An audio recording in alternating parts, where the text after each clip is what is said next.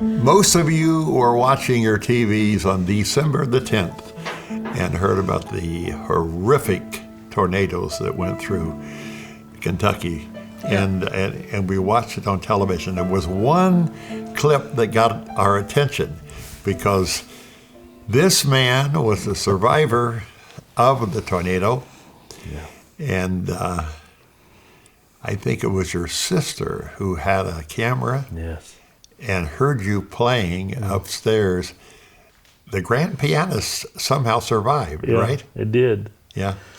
Was she assessing the damage in the bedrooms or something, and she heard you playing? It was the next morning after, and honestly, we were supposed to be packing up what things we could salvage, and I was being totally unproductive. I was trying to be helpful, but it was difficult to really to focus on a task or center my thoughts, and I found myself walking and just in a lot of just walking, in a lot of circles, going nowhere in the house. Yeah. And my piano was still in the corner, and I thought, I wonder how bad it is. And so I sit just for a moment to play a song that had been rolling through my head for several days at the time. That's funny. Yeah, it was yours. That made the national news all over. Well, it got our attention. And the next thing we knew, there was a New York Times writer calling the office and saying, would the Gaithers talk to us? We said, about what? Yeah. And they said about a song that you wrote that a guy named Jordan Bays from Kentucky was playing the morning after the tornado. Yeah. It's pretty amazing. And of course, with the internet these days, the thing went, all around the world. Yeah. It was so strange. We had been in Disney World with family the week of the storm. And I found myself walking through Main Street in the Magic Kingdom, and you think I'd be singing in my mind, "It's a Small World" or "When You Wish Upon a Star." Yeah. But it was the oddest thing. I was singing, "Kings and Kingdoms" will all pass away, but it's something about the name of Jesus. And looking back now, and I've always believed this, but when you see it in your own life, it reinforces your beliefs that the Lord prepares us for the things to come. He knows. We believe He knows. And He loves us enough to get us ready in His own subtle ways for the storms, be they figurative or literal storms. Sometimes both. Sometimes both. It was for us that night. But the line meant so much to me. I've always loved the song, but afterward, our little 13-acre farm on a last property on a dead-end road. That was your kingdom. It was mine, and it passed away. I promise you. You can see it. It's destroyed. But there is a consistency in the name of Christ that we rely on in our family, and I'm thankful for His steadiness. And there's certainly something about His name. It's amazing to me that songwriting is done pretty much in solitude. You are experiencing your own life, and so usually Bill and I are alone in our house around the piano, or I write a lyric and he's working on it or whatever. But it's pretty solitary, and you write because of an experience in your own life. Yes, ma'am. And the things in that song that is mentioning, especially in the spoken part, were things about his grandmother and our baby, and very personal things. And you write that's your experience, and throw it out there. And it's always amazing to me who catches it and what it means on the other end. And not just who catches it that week or that year, but decades later, it's still speaking and touching folks. That's overwhelming to me. I'm sure. This piece of footage, how did it go viral? Did your sister just put it on her Facebook, or what? Yes, ma'am. Yeah, she posted it to Facebook, which I'm 34. I've been playing since I was 9 or 10, so 25 years or so. And I have never posted a video of me playing piano ever. I'm a really out of the spotlight kind of guy. I have no need for recognition, or just not really doesn't do much for me. So I had never posted a video of me playing until that one. And so it caught a little traction, I think. Did that sort of invade your life? You know, it did. But I've been very intentional. I've meant to be very intentional in the way that we've handled this season of influence. I want to be very careful to point people to two things. To firstly, the power of faith to bring us through storms. Mm-hmm. And secondly, just to bring awareness to our communities, mine and the others that are still struggling and building back, and still a lot left to do. You know, I can't help but thinking, getting up in the morning saying, okay, what are we going to do today? Yeah. You know, and we all go about our routine. What kind of a day was it for you? Just a regular, ordinary day? Were you in the counting house making sure the bills were paid and all this stuff? Yeah. And you go home and you eat supper? Yeah. Lead us through the day to where this crazy thing happened. Yeah, well, we had been on vacation for the most part of that week and just got home the day before. And so I was I'm sure you're much like me, there's no such thing as vacation. So I was just 6 days behind, when I got home. So we just spent the day, a very normal day, working hard in the office. Ate supper with the family that evening and started watching the weather because we knew the storm was happening, and we've been, had been forecasted for several days. Had you had any experiences with violent storms before? Nothing to that degree, no. Yeah. And so after supper, you started watching the weather. Yes. And it happened, about 7 o'clock? About 11:30. Yeah.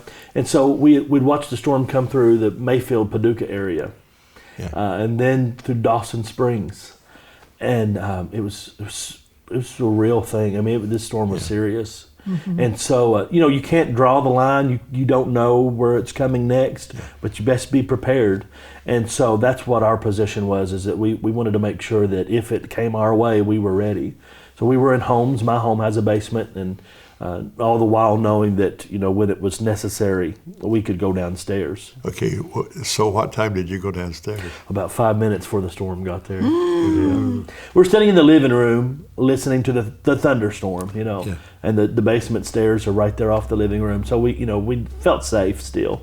What were the sounds and stuff you were hearing about? Oh, yeah, now that's something I'll never forget. They say, was there falling debris in the basement? Not in the basement. However, my basement is my studio, and until about 2 weeks before the storm, that piano from the video was in my basement studio. And I remember after the storm came through, we were on our hands and knees with the mattress over our head. And when the storm was done, we kind of looked around, and there were leaves and limbs from trees in our basement. I thought, how did that happen? Still not sure. But I think it creates almost like a vacuum. Suction, yes. Yeah. I don't know how it occurred. Did it blow out windows? Mm-hmm. So there's walls missing, but my spices are still in my spice rack. That's weird. My couch was outside, but my books were still on my bookshelf. It's almost indiscriminate how it occurs. And were your kids physically? I mean, do you have your arms around your kids? Yeah. It was. But I'll be honest, I was never afraid. And you think maybe I should have been. Maybe it's wild that I wasn't. But my kiddos, they're the most special things in life to me. But I was never worried for their safety. I just had a peace that obviously only comes from the Lord. I wish it was because Jordan is so perfect and holy, but we know better than that. But instead we know that He is.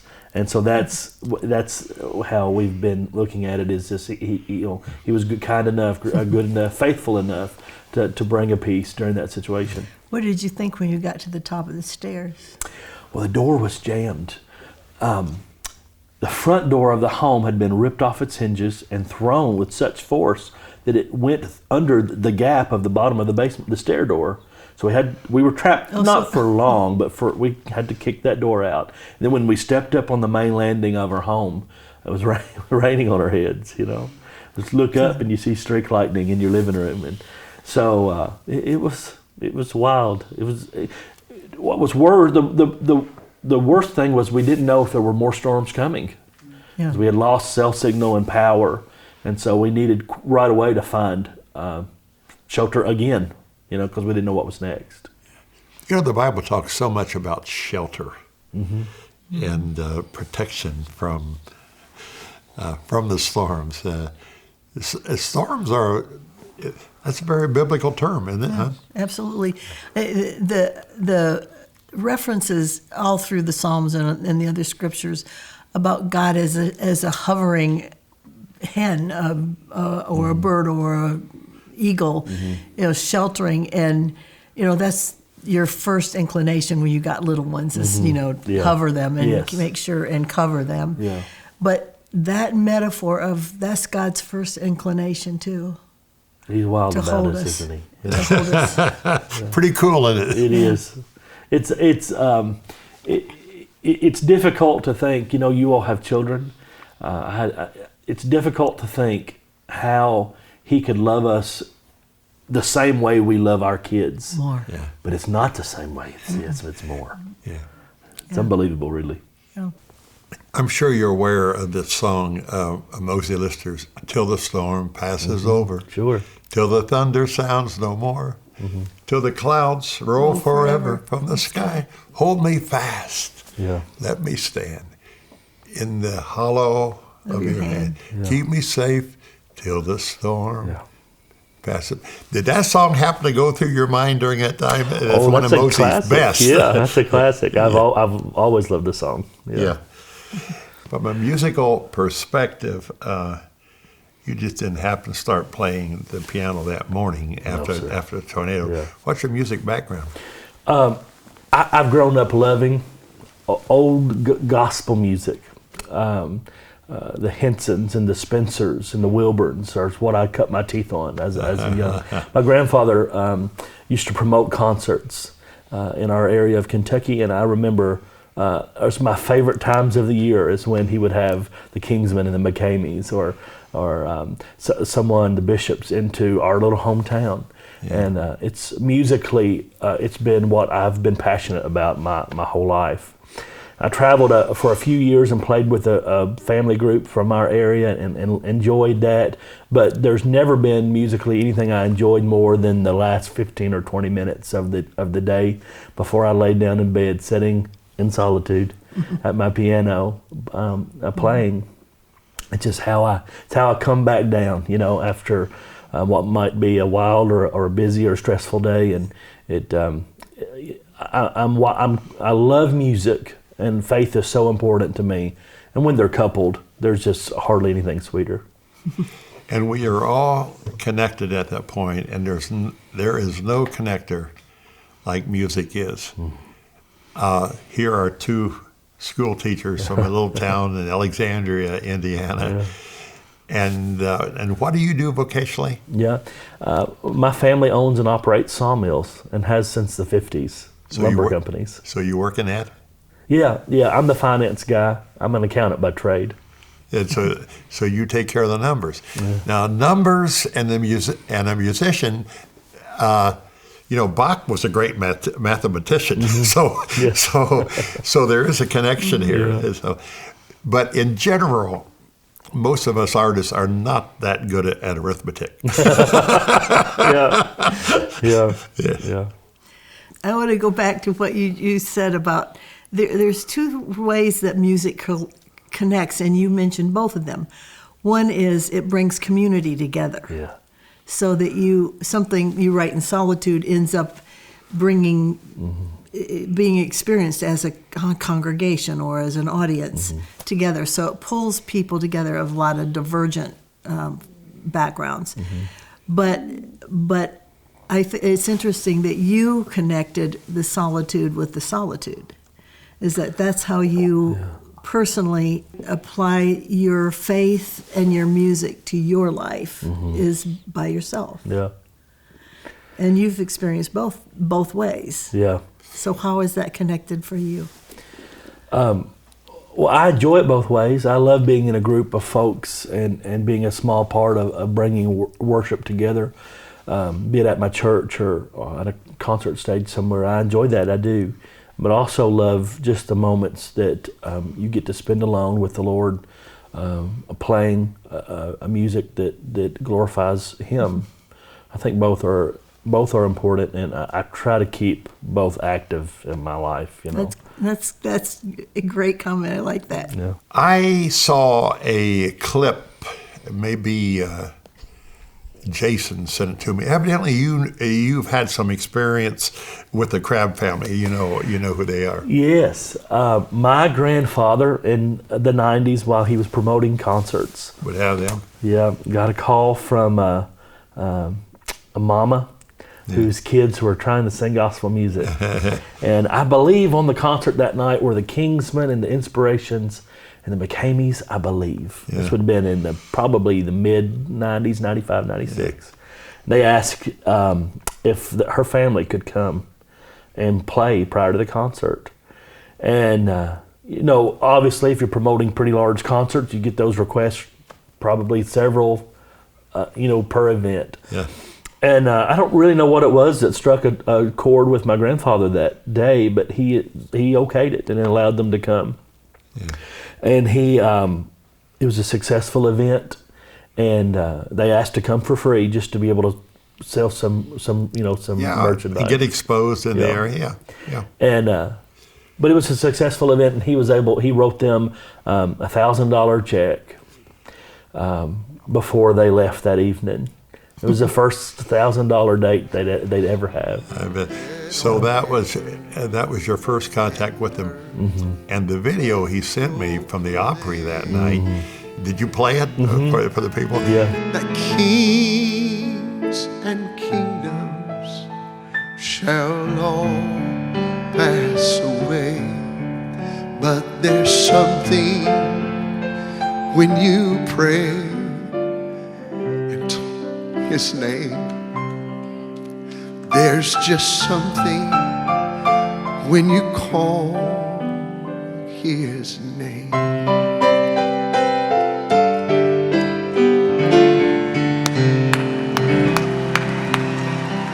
You as songwriters, That's the best moment. that's the best moment. When you don't own a song anymore, it belongs to the world. Yeah.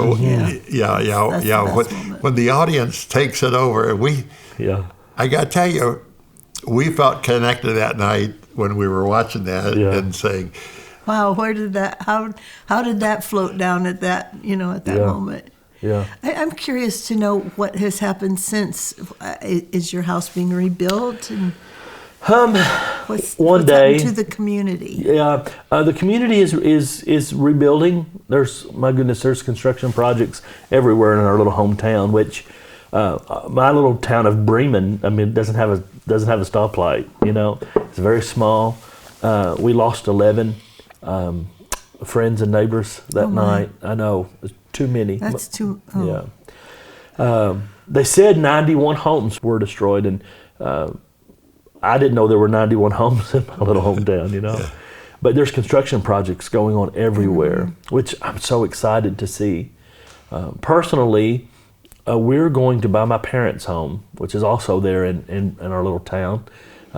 you are going to buy it? Did that escape? Yes, it did. So we're all out of the house, and Mom and Dad have been wanting to do something smaller, and we say, that's our house too. You're not going anywhere. It's the home we were raised in. This is a good opportunity to make that transition.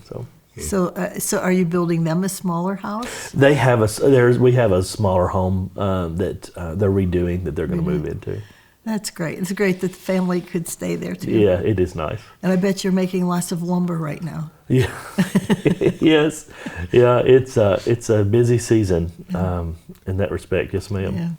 Yeah. When Gloria speaks from time to time, she will ask an audience, how many of you have learned your greatest life lessons out of mountaintop? When everything was great. When everything was great. How many of you have learned your best lessons? And very few hands go up. Mm-hmm. How many of you have learned the best lessons in success? Yeah. Then she says, how many of you have learned your best lessons in tragedy or in hard times? Or in the hard times. Yeah. Every hand in the audience probably goes. How many of you have grown more, got closer to the Lord? Yes. Discovered more about life? Yeah. in the hard times. So not let it- everybody. So the things we ask God to take away are the very shovels He's using to dig out our capacity to hold Yeah. what's eternal. Yeah, it's funny because I'm in total agreement. But what's wild is we never ask for the storms. No, Never ask for them. But I love the story, and I loved it long before December the 10th. But the story of the disciples crossing the sea with Christ, and He's asleep in the bottom of the boat. The storm comes, and they're afraid, and they wake Him up, and He comes up, and He demands that the seas and the winds calm down, and all's good again. But if you ask them on the way onto the boat, y'all want to ride out a storm today? 0 out of 12 would have said, "Oh yeah, sure, let's try it." Yeah. But on coming off the boat, after it's over, after they've been through the storm with the Savior Himself, I think if you ask them again, you didn't ask for this, but are you glad you went through it? Were you- Have you learned something through Absolutely. it? I think you'd get a different answer. Okay, let me ask you this question. What did you learn through all of this? Perspective. I love that word. Yeah. What is really, truly important? And we know if you had to write it down, what's important to you, you'd write the right things down. Like if you took a perspective test, you'd get the right answers. Mm-hmm. But when we live it, when we live life, sometimes we forget the right answers. We tuck them under, and we say, "Well, but this is. But I really need this. I really would love that. This is important to me," and so we forget. Yep, we do. But the storm has brought us back Yeah. to center, where that's concerned. And so many times our solution is we need to build stronger boats. We ought to have more, life lessons. We need to have more rowing lessons, But Jesus always speaks to the storm itself. And you don't think about Him asking the storm to go someplace. Yeah. You want it to go away. Mm-hmm. But I've always wondered how He chooses where a storm will be. Mm-hmm. And I'm just talking figuratively too here. Yeah. We don't ask, you're right, you don't ask for that. Yeah. But what priority did you take away? I mean, you lost your property. Yeah. We did. We've lost a lot. Life looks very different than it did 5 months ago for us. But I wouldn't change, other than the loss of life. It makes me sad for friends and neighbors that lost their property Lives. too. And lost loved ones. Oh yes. Yeah. But so I would not trade their loved ones. Wouldn't trade their lost possessions. But for myself, for the sense of unity and for the sense of perspective we've gained, not just individually, but as a community. I'd give mine again for it. It's been the way we've come together and are loving on one another through this time has been really special, like a once in a lifetime kind of situation. And so I would, it's been worth it for me. You still have the piano? Yeah, it's no good. So when the roof got ripped off the home, it rained 5 inches that day. Yeah. And so the next morning it was fine. The next day it was okay, But as that water, it's lost. It's lost. Well, for the people who are watching this, they're saying, "Bill, let Jordan play. Let me hear. You want to go with the piano? Of course. Okay, let's go there. Okay. Okay, let's hear. There's something about that name, Jordan. Okay.